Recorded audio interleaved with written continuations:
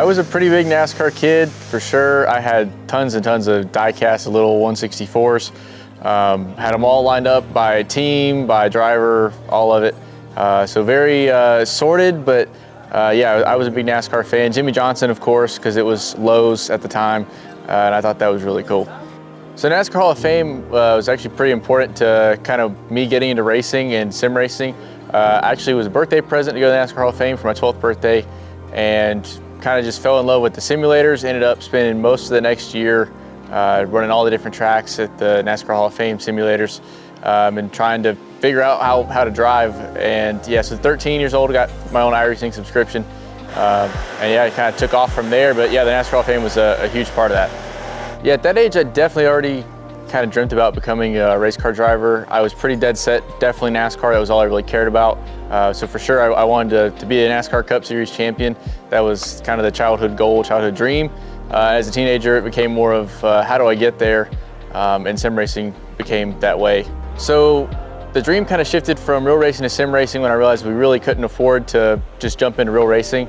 I also didn't come from a racing family, so we didn't know how to do it or what it takes. Didn't know anybody in the area. So I really just jumped into sim racing and tried to just develop as much of the skills I could, and honestly have a lot of fun with it. That was my only intention. It turned out that I was actually good enough to be at the pro level, and then that allowed me to dump that money back into my real racing in legend cars and then late models. My first sim racing equipment was a good old Logitech G27 wheel and pedals mounted on a desk, single monitor, all in one computer that didn't even have like a graphics card to it.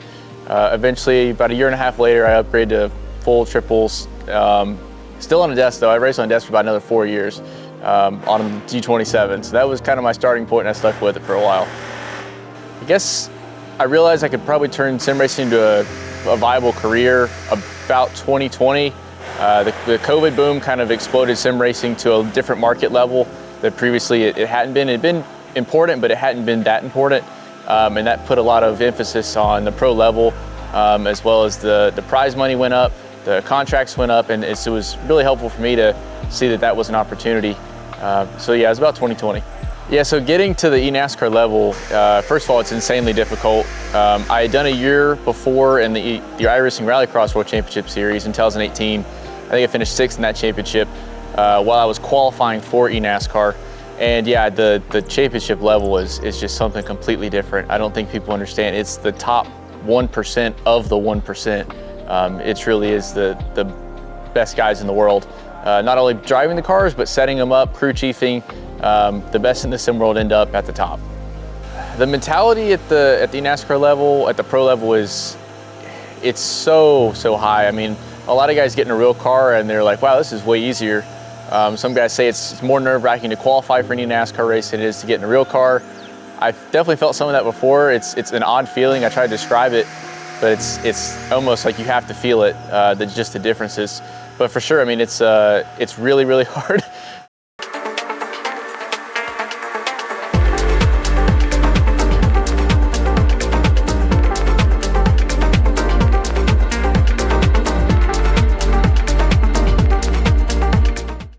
My first big win was technically the Rallycross World Championship 2018. That was the first pro level win I'd ever had.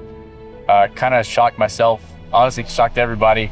I think I was the youngest feature winner for the next 2 or 3 seasons. So drama for your race leaders on the final lap. Mitchell DeYoung, I do not think will be happy at all as the Joker goes to Garrett Lowe. Garrett Lowe should take victory with all that contact. Garrett Lowe with Joker on the final lap will end up victor of round 5 of the iRacing Rallycross World Championship Series. The Fusion Racing driver, in the end, the timing screen's still updating. It's shuffled all over the place. Zelensky with a Joker on the final lap in 3rd. Remember, we had those 5 cars who didn't take to the Joker, all taking to it on the final lap. Heikkinen will end up in 2nd, DeYoung in 4th, Guest in 5th. These are your unofficial race results. Replay on screen there at the final lap here.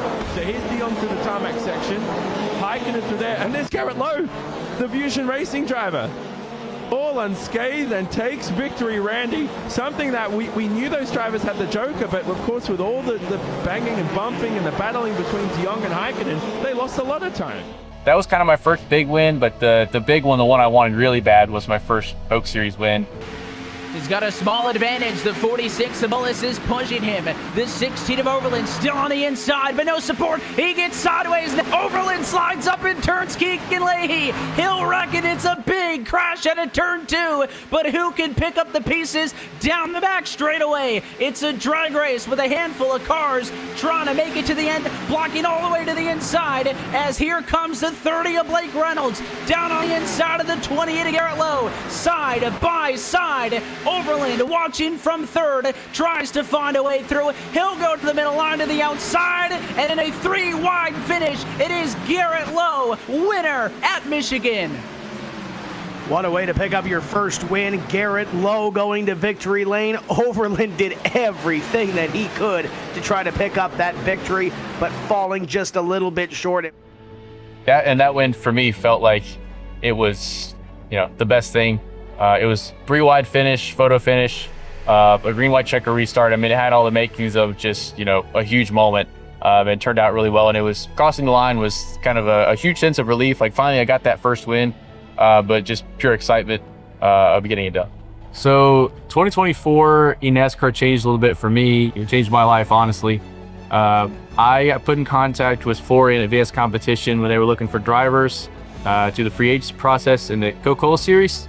And I kind of had a friend of a friend that's like, hey, like you need to look at this team and take it very serious. And I'd seen the success in the roadside, and I was like, okay, this could be really, really cool. And just being able to talk with Flores, it was like, all right, this is easy deal. Like, this is first option, first choice. The biggest change for me at first, joining BS+ competition, was not really in my first season. It was when we went to the Prodigy Racing League.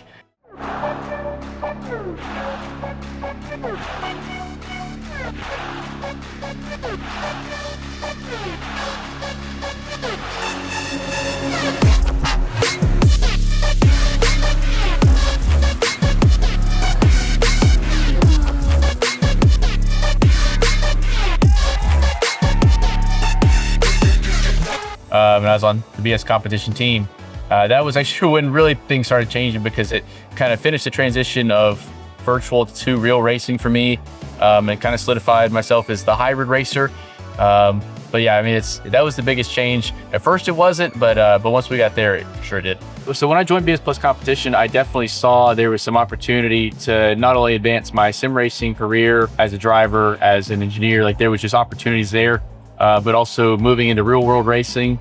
There were definitely, in my opinion, it just looked like the great place to be for me. Yeah, the first conception of the idea of me stepping in a European stock car, a NASCAR European stock car, was kind of just out of left field. I remember I was like sitting at my desk at my job at that time, and did this message like, hey, like this is going on. Like, what do you think? And I was like, I mean, sounds kind of crazy, but yeah, like let's figure it out. Let's do it.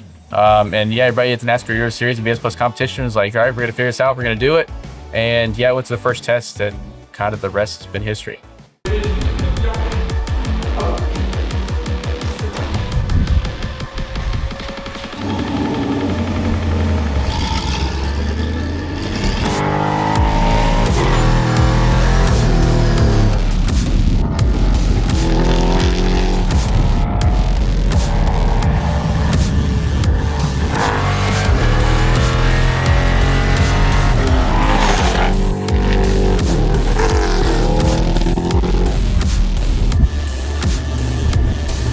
This is really, really fun. Yeah, so the recruitment test was December of 2024. I'd never been to Europe, really not much outside the US either. So for me, it was a big cultural shock of like, oh boy, like I'm kind of out in the deep water. But it ended up being a really cool experience to just be somewhere where I could still be a race car driver, still be a pro at what I do. So it was kind of like, once I got the racetrack, I'm back in my comfort zone. It's not really like a fish out of water feeling. So yeah, it was really cool. But yeah, be able to just strap in the race car and figure it out on the first day was probably the best thing for me. I don't think when I was driving at the test, I don't believe I was ever like a moment where I was like, absolutely, this is gonna happen. I think this would be the best thing. I thought it would be the best thing, but I didn't think, oh yeah, this is gonna happen. I didn't have it like written down in stone until I kind of got home and we figured out, okay, this went really well. Kind of reviewed lap times. There was a lot of chatter behind the scenes about like, you know, this went really well. I think a lot of people were kind of shocked, but yeah, I think from there it kind of came a reality of we could really do this. We find the right partners and obviously have the right team to do it. So yeah, it became a reality once we tried to figure out how to make a season app.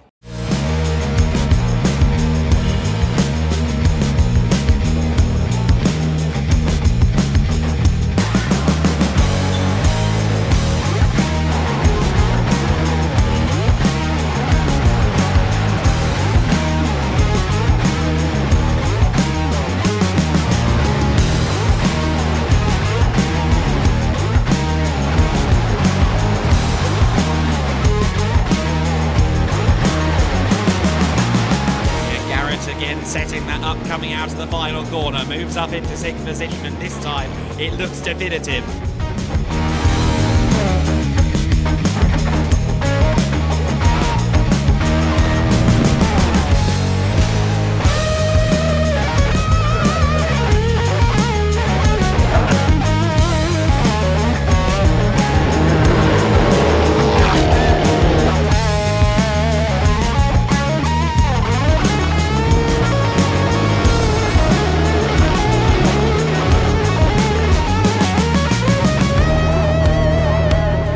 '25 was my first full NASCAR season over here in Europe.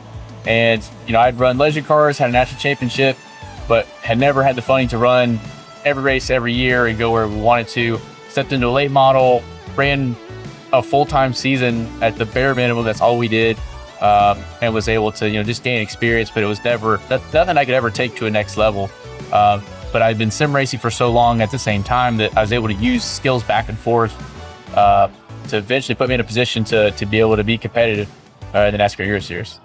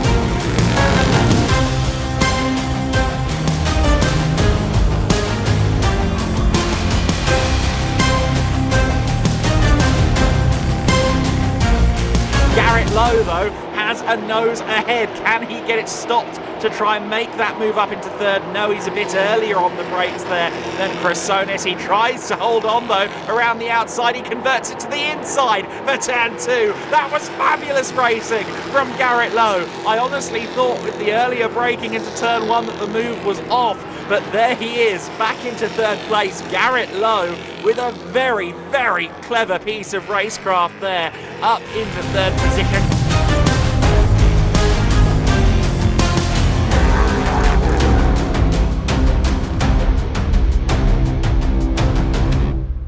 Yeah, so I'd say the biggest difference between the U.S. motorsports scene and over here NASCAR Euro Series is honestly the vibe. People call this kind of a weekend party. For the crew guys, it's not. They're here like almost all night. But for the fans and the drivers, you're having so many different cultures in one location for weekends. Not only drivers, but fans coming from across the country, across Europe, to come see this. It creates an atmosphere that's very unique to this series, but it's really, really cool. It's nothing you'll ever see inside the U.S., but for the fans, it is a big weekend party.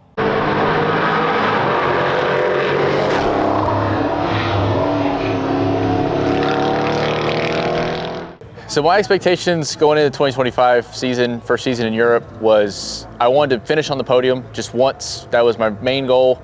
But I also wanted to be top 3 overall for the season in junior division, drivers under 25, in pro. And yeah, it was the first time in Moss when we finally got that podium was kind of just a big relief. I think everyone else was more excited than I was because they saw the potential finally fulfilled. I was more like, okay, I really, really, really want to win now. And that was all I could see.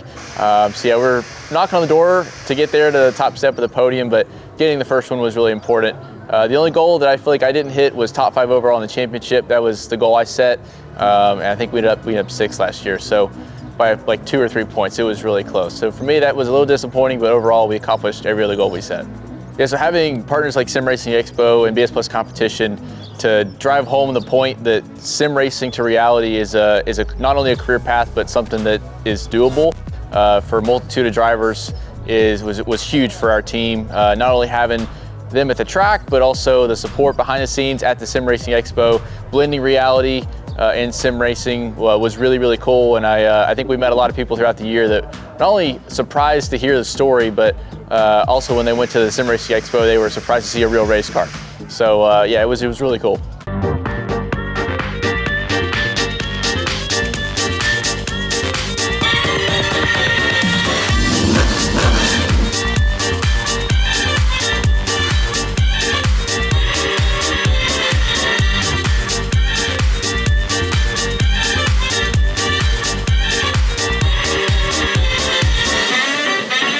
Hold the starting button until it's on. Yep.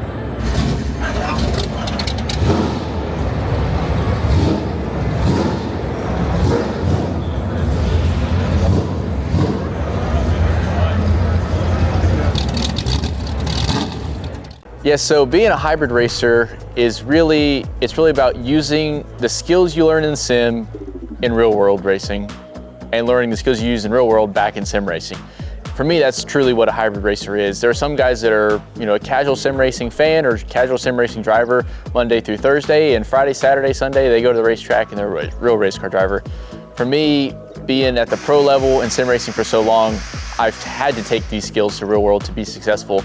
But at the same time, with my engineering degree, being at the racetrack so much, learning data, learning analytics, watching video, coaching other drivers, I've also taken that back in and pressed it back into what I do in the sim world. And it was, for a while, it was probably the biggest reason why I was being able to continue my real world racing career, was I was being able to get new opportunities based on the fact I had skills that others hadn't been able to build yet. The best sim racing skill, I would say, that transfers to real world racing most likely is the racecraft. And I say that as lightly as I can because a lot of people associate sim racing with just driving through people, dive bombs in turn 1. But when you have a good group of pro level drivers that can kind of lean on each other in a sim race, that is so far above what most people see. When I talk about racecraft, that's the type of racecraft I think that really transfers into real world racing, where you are leaning on other cars, you're learning to use the bumper. That kind of thing at the sim level is really hard to learn. But like I said, at the pro level, it is something you learn very quickly. And I think it's a skill that translates very well. So a lot of people, when they talk about real world racing and the skills you need from sim racing, a lot of people ask, what do you take back to the sim? For me, the compartmentalization of being in the race car, you go out on a formation lap, you get to the grid, and then you have 45 minutes of autographs and fans where you were just in your perfect headspace. Now you have to get out of the car and be the personable person and sign autographs, have conversations, and then get back right in the race car. You have 2 minutes to basically lock yourself mentally and get back at it. And that's a skill that is very hard to develop, but using that from real racing actually can help your sim racing too. And I think over the last couple of years, that's been something that's helped me.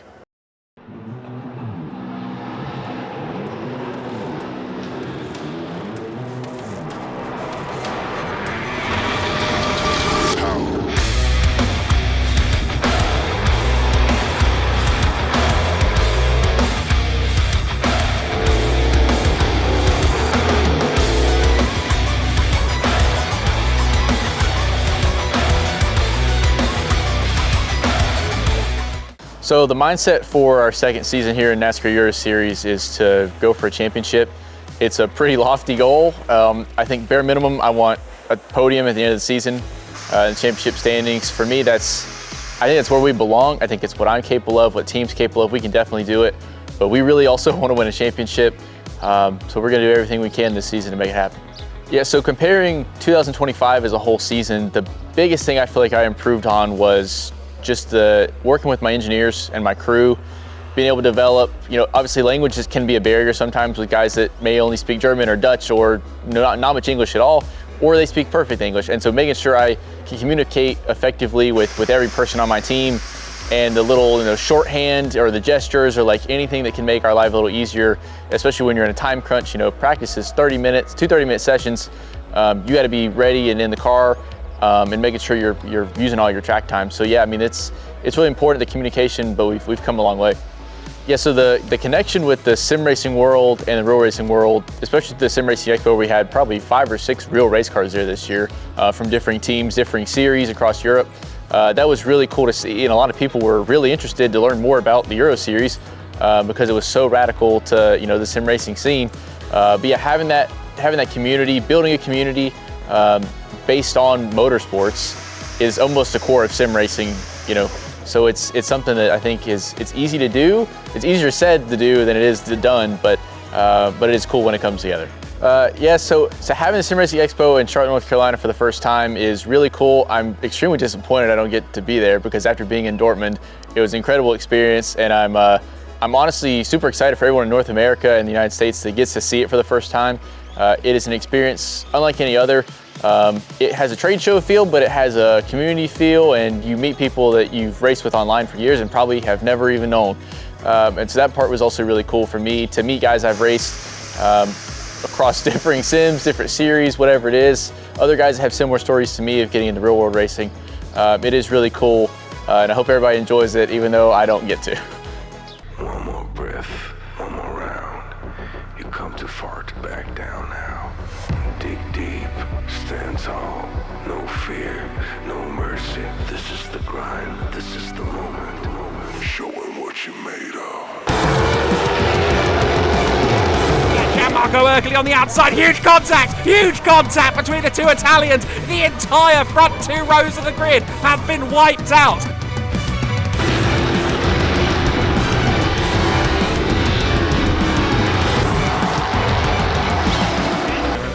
A litany of good reasons for that. Oh, Topple! He gets the grass. He's going to run out wide. Garrett holds on to second place.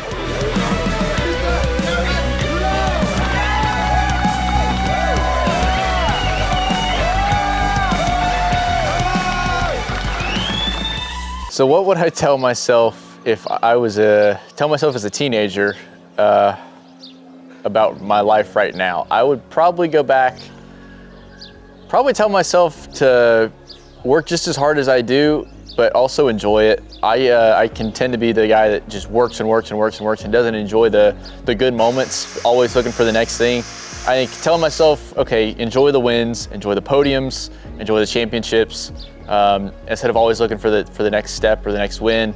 Kind of enjoy the moment. I think a lot of people around me can get upset with me for not, for sure, but yeah, it's something I think I would definitely tell myself in the past. So big goal in the long run is obviously to make it to NASCAR Cup Series. I want to make it back into NASCAR in the U.S. I say back in the NASCAR in the U.S. because I grew up watching NASCAR, going to races as a kid, through my teenage years, as even an adult. So that's really where I feel like my calling and my home is, for sure. But I do feel like this is a stepping stone for now. But the goal obviously would be NASCAR, but it is the best of the best in multi-million dollar equipment. that rivals, engineering levels that people have no idea. It really is kind of a level on its own, but I think that I would fit well in that environment.